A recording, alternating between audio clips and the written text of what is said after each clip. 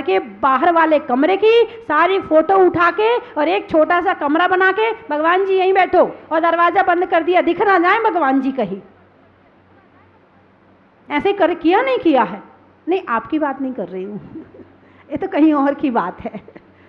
हाँ, नहीं, भगवान की फोटो, गुरुओं की फोटो हमेशा पहले नंबर के कमरे में लगाओ। जहाँ दिन भर आप आते जाते हो, जहाँ आपके मेहमान आते हैं, आप उस कमरे में लगाओगे तो आने वाले व्यक्ति को भी दर्शन होंगे। और जैसे आपके यहाँ किसी गुरु की फोटो लगी है, अब वो फोटो देखेंगे, भाई साहब ये कौन है?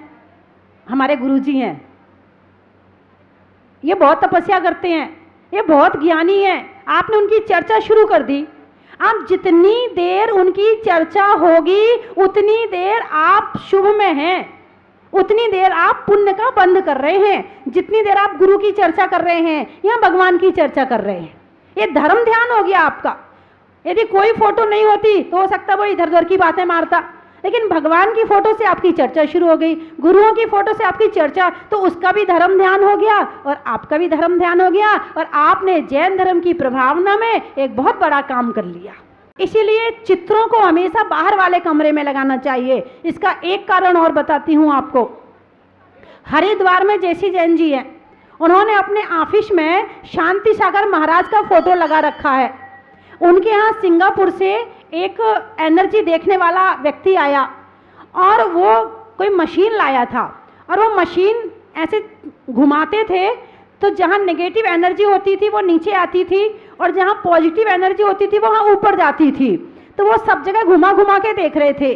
तो उन्होंने सोचा चलो ये जो चित्र टंगा है शांति सागर जी महाराज का, आचार्य शांति सागर जी का, इस पर भी घुमाया जाए। तो जैसे ही उस फोटो पर वो मशीन गई, जितना लेवल था मशीन का उससे ऊपर जाने तैयार, उसमें से इतनी ऊर्जा निकल रही, पॉजिटिव ऊर्जा निकल रही, वो फोटो में वो मशीन उससे ऊपर जाने तैयार। उन्होंने पूछा, बोले भाई साहब ये आपके कोई बड़े तपस्वी महाराज हैं क्या? बोले हाँ, ये हमारे महान तपस्वी प्रथम महाराज हैं जिनकी वजह से आज हमारी मुनि परंपरा चल रही है। बोले इनकी ऊर्जा वो है नहीं, वो तो बात की बात है, लेकिन इनकी ऊर्जा आज भी इस फोटो में है। दूसरा उदाहरण आपको बताऊं इसी फोटो का। भीलवाड़ा में एक मनीष जी हैं, बैंक में वो लड़का काम करता है, यहाँ वालों का रिश्तेदार है।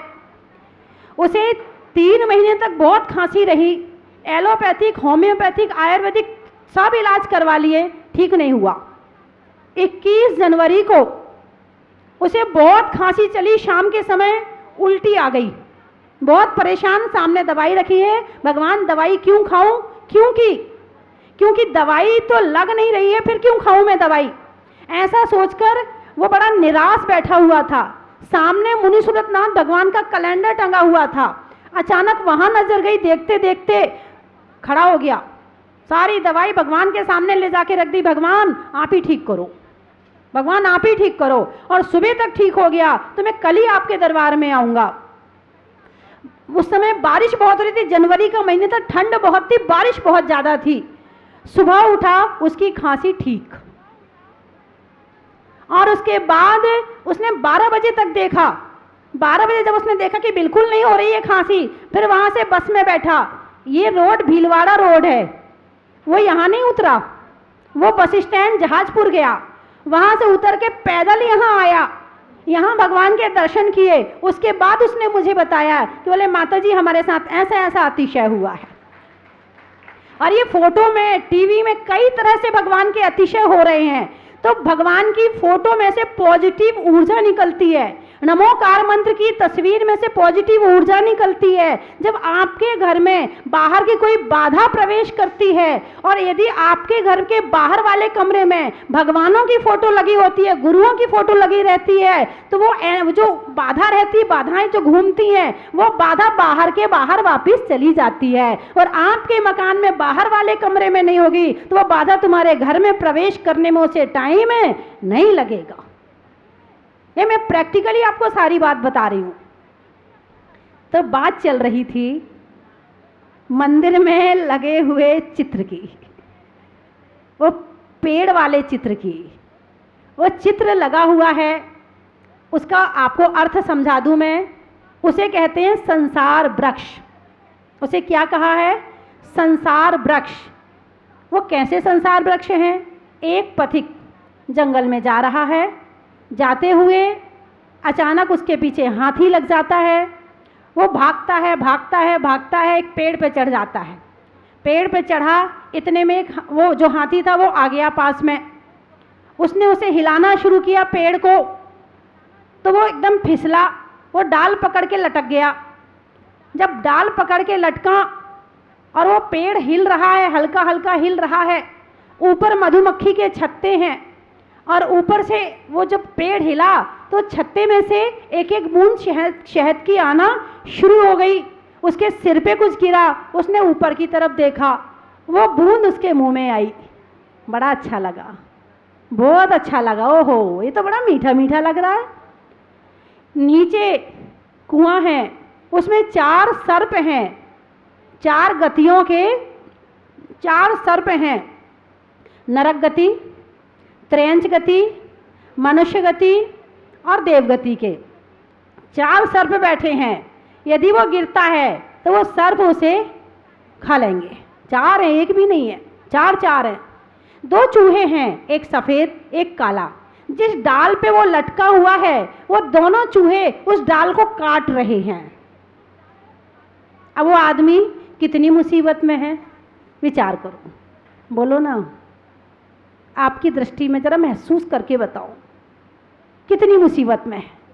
पीछे हाथी लगा हुआ है, वो पेड़ उखाड़ रहा है, चूहे डाल को काट रहे हैं, नीचे सर्प हैं, गिरेंगे तो भी नहीं बचेंगे और लटके हैं तो भी संकट में है। अब बेचारा क्या करे, लेकिन उसके मुंह पे जो बूंद आ रही है वो खुश है, कोई दुख नहीं उसे। एक बूंद शहद की मिल रही है, वो खुश है। इतने संकट के बावजूद भी उसे कोई कष्ट नहीं है, वो आराम से शहद की बूंद को चाटे जा रहा है, छांटे जा रहा है। वहां से एक देवता का विमान निकलता है, वो देखता, ओहो ये व्यक्ति तो बहुत संकट में है, चलो इसकी रक्षा करते हैं, इसको बचाते हैं। अब उसे बचाने के लिए वो अपना देवता, अपना विमान उसके पास लाते हैं। भैया आजा, मेरे विमान में बैठ जा, देख संकट तुझे चारों तरफ से घेरे हुए हैं। रुक जाओ, एक बूंद और, 2-4 बूंद हो गई, भैया अब तो आजा। अरे नहीं नहीं, एक बूंद और। थोड़ी देर बाद देवता रुके रहे, भैया अब तो आजा। नहीं नहीं, अभी एक बूंद और। बात समझ में आई कि नहीं आई? आ गई। वो जाने तैयार नहीं है। अब आपको बताऊं कौन क्या है। वृक्ष तो हो गया संसार, हाथी हो गया काल, मृत्यु कब उखाड़ के ले जाए, हिला रही है हमेशा, हर क्षण हिला रही है हमें, हमारा पेड़ कब उखड़ जाए पता नहीं है। और जो वो पेड़ हिला तो मधुमक्खियां उसमें से उड़ी, वो मधुमक्खियां उसे काट रही हैं नीचे पाँव में, उसे काटे जा रही हैं। तो जो मधुमक्खी है वो है परिवार वाले, और जो सफेद और काले चूहे हैं वो है दिन रात। कटर कटर कटर, दिन निकल गया, कटर कटर कटर, रात निकल गई, कटर कटर कटर, दिन निकल गया। कितने दिन बीत गए जिंदगी के? बहुत सारे बीत गए। आयु कर्म कितना है पता है? कोई गारंटी है? नहीं है। तो वो दिन रात चूहे हैं, काल हाथी है, संसार वृक्ष है, और जो बूंद है ना शहद की वो है मोह। चाहे मधुमक्खी कितनी काट लें, घर वाले कहते जाओ ना माता जी बन जाओ, जाओ बहुत हो गया तुम्हारा, अब बच्चों की शादी कर ली, सबके लिए क्यों घर में बैठी हो?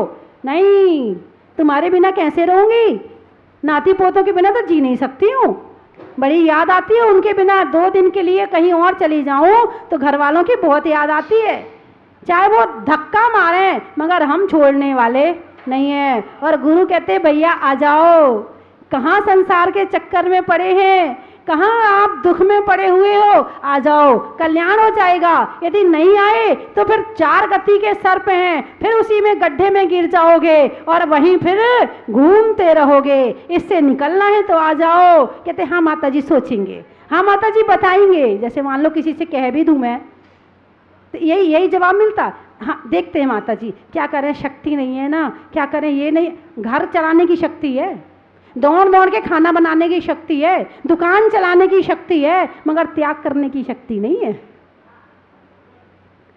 त्याग की शक्ति तब मिलेगी जब संसार को समझ लोगे, संसार से वैराग्य होगा, तब त्याग की भावना मन में पैदा होगी। इसके पहले पैदा होने वाली नहीं है। तो त्याग की भावना के साथ पहले ज्ञान करना जरूरी है। वही आंख जो मैंने आपको बताई है, ये दो आंखें तो दिख रही हैं, एक ज्ञान की आंख, तीसरी आंख होती है जो चेहरे पे खुलती नहीं है मगर अंदर खुलती है। उस आंख को खोलना पड़ेगा, तब कहीं नहीं तो ये मोह। 8 कर्मों में सबसे अच्छा कर्म कौन सा है? मोह कर्म। मोह कर्म सबसे अच्छा है ना? अरे बोलो ना, सबसे अच्छा कौन सा कर्म है? मोहिनी है। कौन सा है? अरे बोलो ना जोर से।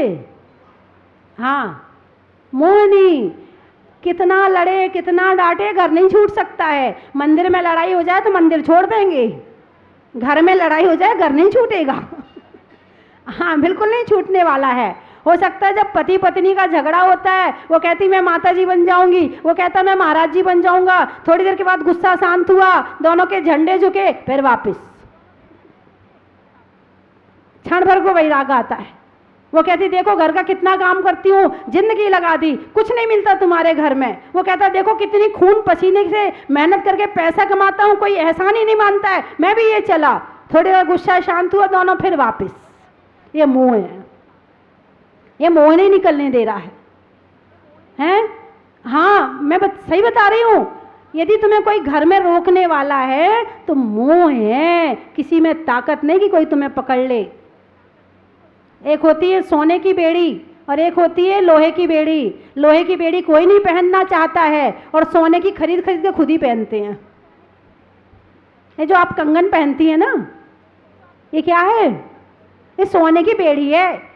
वो बेड़ी पहनने के बाद जेल से नहीं भाग सकता है और ये बेड़ी पहनने के बाद तुम घर से नहीं भाग सकती हो। तुम्हें ताले में बंद नहीं किया गया है मगर मोह में बंद कर लिया गया है। ये मोह में ऐसा बंद किया है, तुम चाह कर भी भाग नहीं सकती हो। जरा घंटे भर मंदिर में लेट हो तो जाओ सही, उसी दिन रिमांड हो जाएगी। क्या कर रही थी, किससे बात कर रही थी? सारे दिन मंदिर में बैठी रहती हो, जाओ वहीं बैठ जाओ, वहीं खाने मिल जाएगा तुम्हें। कभी माता जी महाराज जी के पास जरा ज़्यादा बैठ जाओ। पहले नहीं जाते हैं तो कहेंगे पागल है, जाता नहीं है, और जरा वो उसकी समझ में आ जाए और वो ज़्यादा जाना शुरू कर दे, पागल है, इतने देर बैठा जाता है क्या? ये सोने की बेड़ी भी बेड़ी है। जब पहनो ना तो एक बार सोच लिया करो ये बेड़ी पहन रहे हम, तो कम से कम थोड़ा सा वैराग्य होगा, और नहीं तो जीवन में कभी निकलने वाले नहीं है। एक होता है खड़े खड़े निकलना और एक होता पड़े पड़े निकलना। घर से कैसे निकलोगे आप बताइए मुझे? खड़े खड़े की पड़े पड़े? खड़े खड़े कौन कौन निकलेगा, हाथ उठा के बताओ। देख लो, बहुत मेहनत वाली बात है। मोह छोड़ना पड़ेगा, मोह छोड़ना पड़ेगा, तभी खड़े खड़े निकल सकते हो, वरना पड़े ही पड़े निकलोगे। निकालना पड़ेगा, तुम निकलोगे नहीं घर से। जब मृत्यु होती है घर में तो निकालना पड़ता है, और बांध के निकालते हैं। ऐसे नहीं निकालते लुढ़क के दोबारा ना आ जाए, बांध के निकालते हैं। खड़े खड़े निकल जाओ इज्जत से, नहीं तो तुम्हें निकालना पड़ेगा। बताओ कैसे निकलना चाहते हो, इज्जत से या? इज्जत से ना, तो भाई यहाँ मैंने बहुत बड़ा संत निवास बनवाया है, आ जाओ। कौन कौन आ सकता है, किस किस के भाव हैं बताइए मुझे। अभी इतनी जल्दी नहीं है, अभी और तैयारी करनी मुझे। यहाँ आप तैयारी कर लो, मैं टाइम दे रही हूँ आपको। 1 साल का, 2 साल का, यहाँ बहुत बड़ा संत निवास बनवाऊंगी, और भी चीज़ बनवाऊंगी, आरिका भवन बनवा दूंगी। आप बनो तो सही। तो बंधुओं, आप लोग आज जहाजपुर में बड़ी दूर दूर से आए। किशनगढ़ वाले, तिलक मार्बल वालों का आज यहाँ पर विधान है। राजीव जी की आज मैरिज एनिवर्सरी है, इसलिए मनाई जाती है। ये इसलिए नहीं मना रहे कि संसार में इतने दिन हमारे अच्छे निकल गए, ये इसलिए मना रहे हैं कि हमारे ये होने के बाद में धर्म का मार्ग भी खुल गया और धर्म और बढ़ गया, इसी तरह से और धर्म में आगे बढ़ते रहें, यही मेरा आशीर्वाद है। शादी भी एक सामाजिक व्यवस्था है। जब तक घर में पत्नी ना हो तो तुम चौका नहीं लगा सकते हो। घर में पत्नी आने के बाद चौका लगता है, धर्म पत्नी आने के बाद में तो चौका भी लगता होगा, गुरुओं की सेवा भी होती होगी। अब आरिका माता जी की वैयवृत्ति करनी है और घर में महिला ना हो तो कौन करेगा, है? तो ये भी कहा जाता है श्रावक धर्म। इन्होंने 18 वर्ष तक श्रावक धर्म का अच्छी तरह से पालन किया है, इसीलिए आज ये 18वीं साल को अच्छी तरह से मनाने के लिए जहाजपुर में आए हुए हैं। और आप सबकी 18वीं नहीं, जो भी हो आ जाना आप तो। धर्म स्नेही बंधुओं, 4 ध्यानों में तीसरा ध्यान है धर्म ध्यान। पहला आर्त ध्यान, टेंशन करना। दूसरा रौद्र ध्यान, सता करके खुश होना। तीसरा धर्म ध्यान। धर्म ध्यान को समझने का प्रयास करें कि धर्म ध्यान आखिर है क्या और क्यों किया जाता है। धर्म मन की विशुद्धि का नाम है। आपने पूजा करी, आपकी कषाएं कम हुई कि नहीं? आपने माला फेरी, आपकी कषायों में कमी आई कि नहीं आई? आप रोज़ मंदिर जाते हैं, आपके राग द्वेष में कमी आई कि नहीं आई? यदि ये काम करने के बाद हमारी कषाएं कम होती हैं तो समझना हमारा धर्म ध्यान शुरू हो गया।